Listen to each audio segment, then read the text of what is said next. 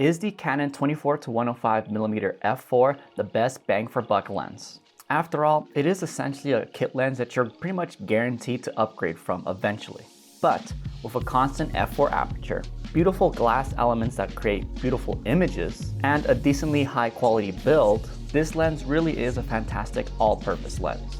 I recently brought this lens with me on my trip to Peru and was able to test it out for a bunch of different shooting scenarios. So in this video, I'm going to cover all the features that this lens has, the image quality that this lens produces, how well this lens performs on all its different focal ranges, its low light capabilities, its autofocus speed and accuracy, and whether this is still a lens worth buying in 2023. So let's get started by covering the features that this lens has, starting with its focal range. So this lens covers a very wide range, starting at 24mm, which is a pretty wide field of view that you're gonna have, great for establishing shots and landscapes. And on the other end, it goes all the way to 105mm, which is actually a pretty tight zoomed in field of view that allows you to get pretty good details and amazing headshots of people. And of course, you have everything in between, such as 35 to 70, which is great for pretty much your standard medium shots. So with just this one lens, you have your wide shots covered, your medium shots, and any sort of detail or tight shots that you might need. For that reason, it is a fantastic all-around lens that pretty much serves any purpose you need it to. I keep this on me mainly for travel because it allows me to capture a wide variety of shots without necessarily needing to change the lens. Speaking of its benefits as a travel lens, the Canon RF 24 to 105 is very compact and light. The lens only weighs about 1.5 pounds, and at 24mm is only 4.5 inches long, and when you fully zoom out to 105mm, it is about 6.2 inches long. So packing this in your bag, it's not going to take a lot of space and it's very easy and light to carry around. You're not going to have to worry about a strained hands or strained back from carrying this lens on your camera all day long.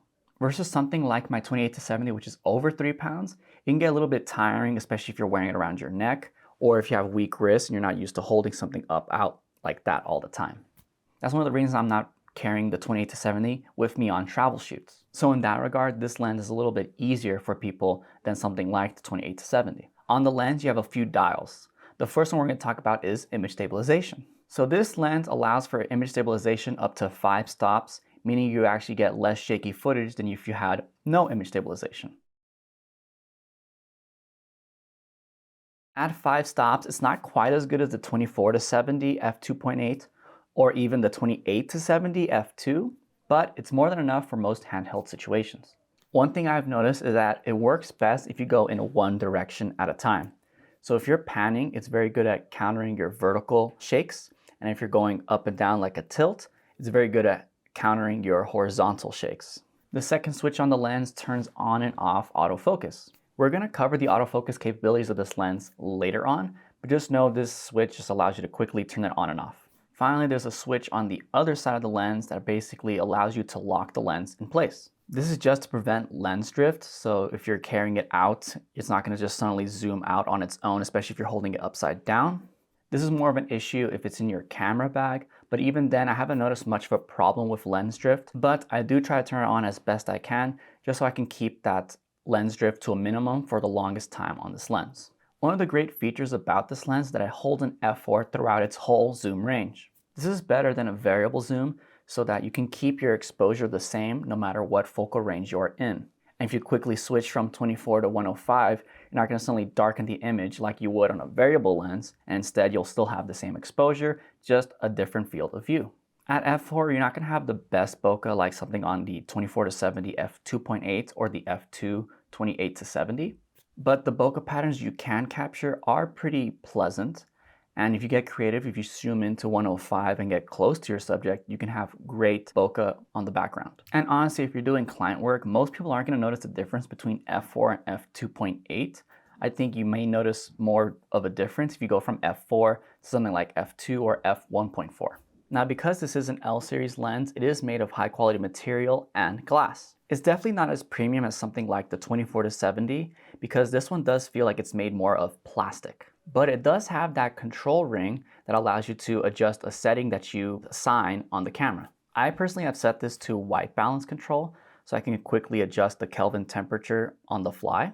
But a lot of people have set this to other things like ISO, aperture, etc. The zoom ring is smooth and easy, and its throw is a little bit longer than I would like, but is still pretty small and minimal, so you can capture very quickly from 24 to 105 in a single throw and a quarter. Lastly, the manual focus ring works perfectly. I haven't had any issues with it. I just don't use it too often. Now let's cover the lens's image quality.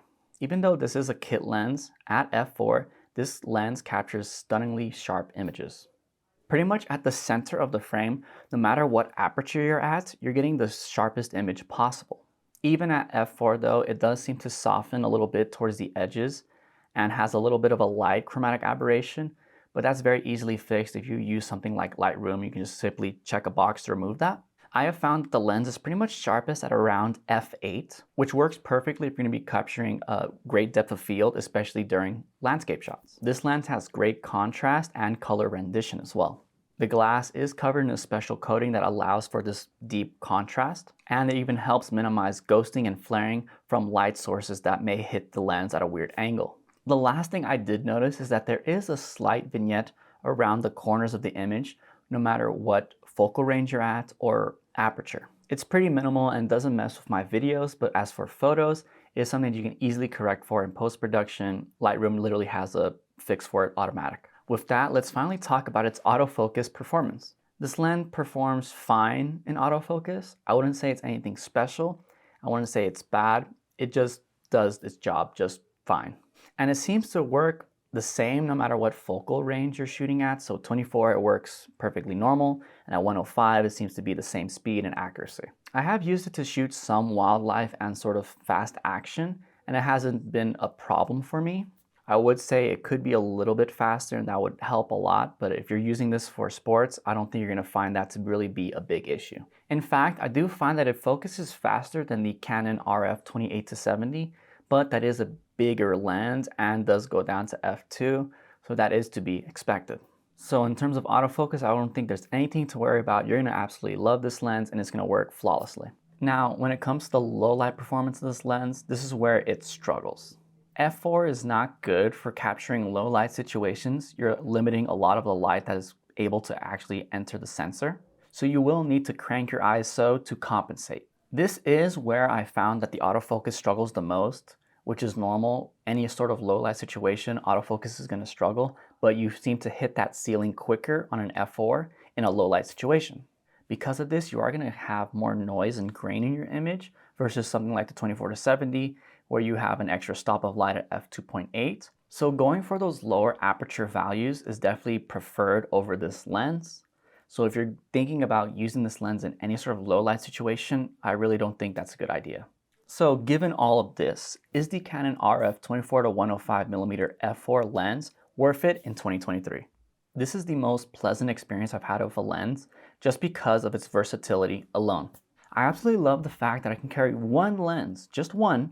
It'd be very compact and light, no stress on my hands, back, or neck, carry it all day and capture pretty much anything I need, all without needing to switch lenses. When you do compare this to something like the 24-70, it is nice to have that extra 35mm at the telephoto range so you can get a little bit closer, a little more details without needing to switch the lens. Sure, you're losing a stop, which means you're also losing some sort of bokeh and separation depth of field. But honestly, that's not really a big issue with this lens. And also f4 is perfect if you're gonna be shooting outdoors. So I really do consider this more of an outdoor lens, especially because in the outdoors, there's a lot of light, unless of course it's nighttime. But in broad daylight, this lens absolutely shines, it crushes, it has a ton of use cases. This is why I truly believe this is the best all-around lens you can buy, especially when it comes to travel. It's lightweight, it covers a wide range, it's relatively cheap, which we'll cover here shortly, and the lens produces amazing quality images. So I'd also recommend this for people who shoot in a studio setting where you have control of lighting, where you don't have to worry about low light situations. And you'll still be able to capture sharp, pristine images from your camera. I forgot to mention this, but in fact, this whole entire video was shot on the 24-105 at 24mm f4. What do you think of the image quality? All right, back to review. Because of that, I really think it's great for beginners, travelers, and people who want something lightweight, compact, and easy to carry around. So currently, if you buy this new, it retails for $1,300, which I think is definitely overkill for this lens. I was able to get mine on the Facebook Marketplace for about $900, which I think is more appropriate price for this lens. So if you can find this lens for $1,000 or less, I think it's worth it. Just make sure if you do get it used, that it's fully functional and you test your gear first, but that's a topic for another video. I know if you get it with a body kit, it actually is cheaper. It ends up being about $900 to $1,000. So something like the R6 Mark II, so it retails for $2,500. If you get it with this lens kit, it'll only be $3,500, which I think is appropriate. So what do you guys think about this lens? Are you gonna pick one up for yourself? Let me know in the comments section below. If you'd like to see more filmmaking gear reviews, you can check out this playlist here. Thank you all for watching all the way until the end. I really appreciate it. I'll see you guys in the next video. Peace.